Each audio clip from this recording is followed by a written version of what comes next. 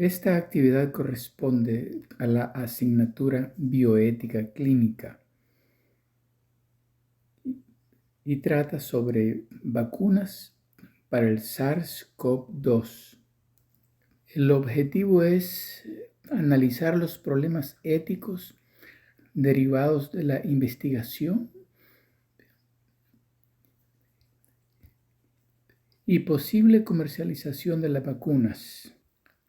Un primer problema ético está relacionado con el hecho de que algunas farmacéuticas realizaron los primeros ensayos clínicos de seguridad y eficacia de las vacunas en seres humanos, en paralelo con animales, cuando lo más conveniente era ensayarlas primero en animales, siguiendo un proceso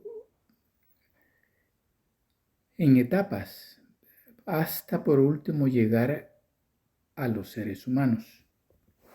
Posteriormente, cuando aparecieron las primeras vacunas, ante la escasez, el dilema ético que se presentó fue a quiénes vacunar, es decir, a quiénes priorizar. Desde luego, no se podía aplicar el principio de igualdad en el acceso. Tenía que elegirse a unos primero. ¿Con base a qué criterios? A vulnerabilidad, es decir, los ancianos,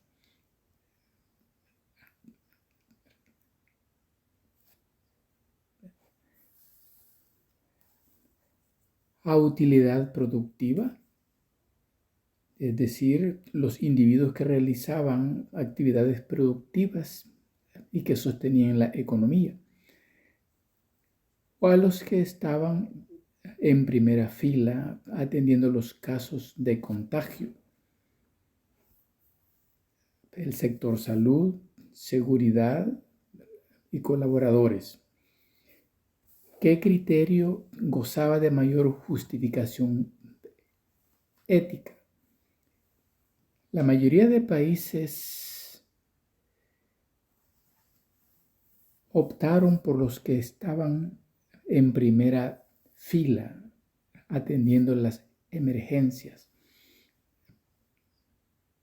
y como medida para resguardar la salud de los demás, decretaron cuarentenas obligatorias. Frente a esto, en algunos países hubo protestas por la violación o limitación de la libertad de movimiento. Algunos gobiernos cedieron, pero otros supieron mantener la medida argumentando que la vida y la salud se hallaban por encima de todo otro derecho. Obviamente, estos últimos tenían mejor sustento ético.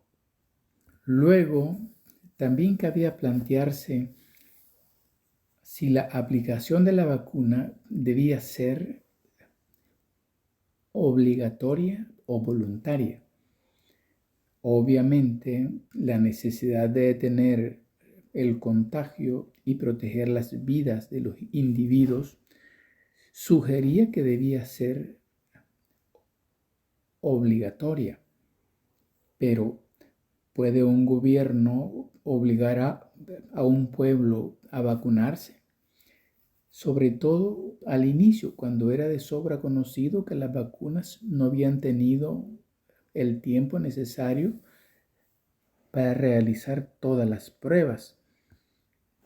En primera instancia, esa medida violaba los derechos individuales, incluido el derecho a la autodeterminación de la persona en temas de salud, lo cual también era violatorio del valor ético de la libertad o la autodeterminación. Además, al imponerse obligatoriamente Los gobiernos serían responsables de posibles efectos secundarios. Sin embargo, renunciar a ella sin una justificación determinante de la salud y de la vida del individuo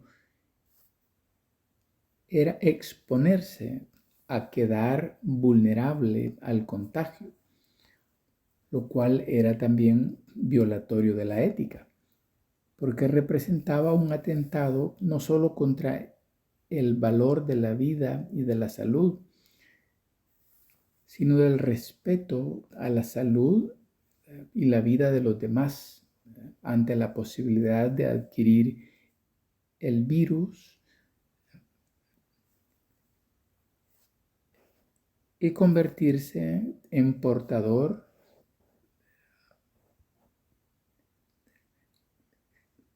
y transmitirlo. ¿Cómo resolver esta contradicción? Pues éticamente habría que cotejar ambos valores en disputa y optar por el que tenga prioridad en la escala de valores, en lo cual obviamente tiene prioridad la vida y la salud como su garante.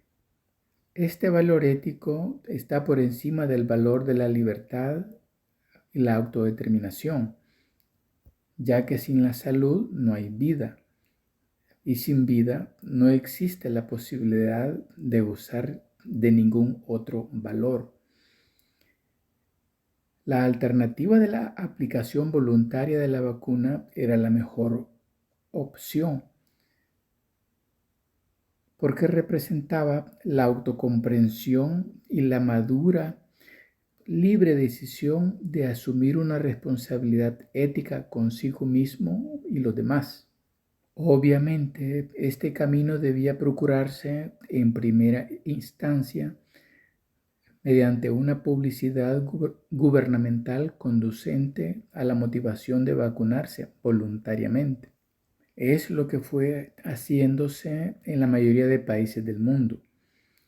La resistencia que mostraron algunos individuos a vacunarse fue contrarrestándose con medidas que restringía el acceso a los lugares de trabajo y a sitios públicos como restaurantes, cines, estadios, entre otros.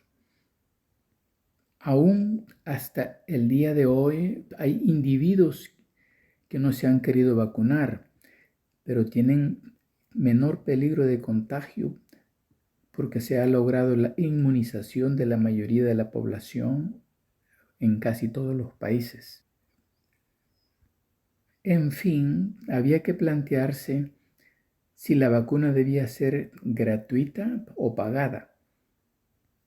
No cabe duda que los costos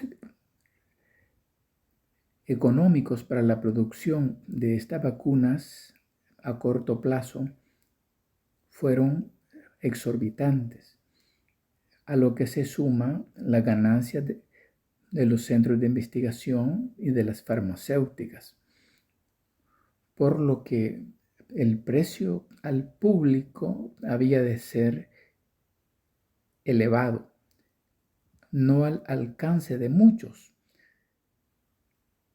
sobre todo en los países subdesarrollados. El problema ético que se planteaba por doquier era si las empresas productoras de las vacunas se aprovecharían para obtener grandes ganancias. Sin embargo, dada la necesidad de que estuvieran disponibles para todos, los gobiernos asumieron los costos, desde luego pagadas con los impuestos de la población.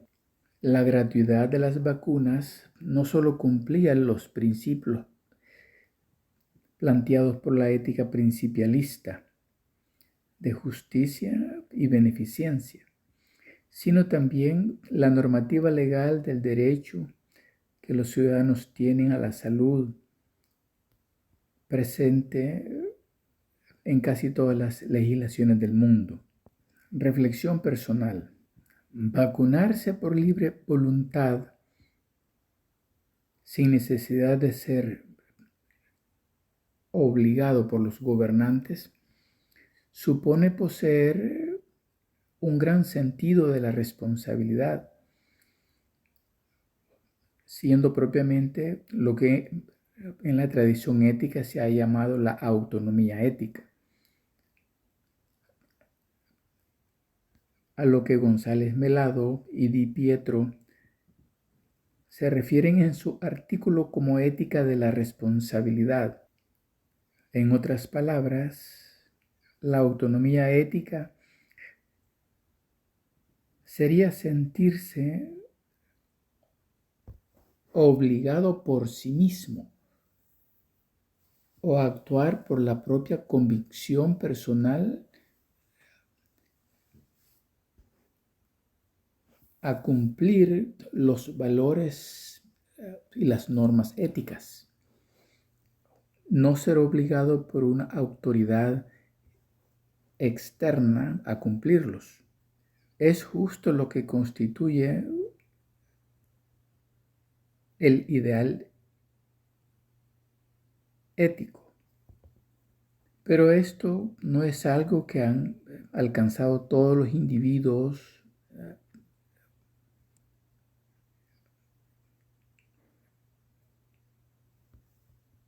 en las sociedades actuales. Es importante reparar que en la disyuntiva de ser obligado y actuar por libre voluntad, lo que las condiciona a ambas por igual son los valores. Es decir, sea cual sea la fuente de la obligatoriedad, lo que no se ha de poner en duda son los valores. Así que, en aras del bien común, que no es otro que el bien de todos, no queda más que cumplir los valores, ya sea por voluntad propia o por obligación. De lo contrario, creer que es válido actuar contra el bien común, que implícitamente sería admitir que es válido actuar contra sí mismo, equivale a pensar que está justificado el mal.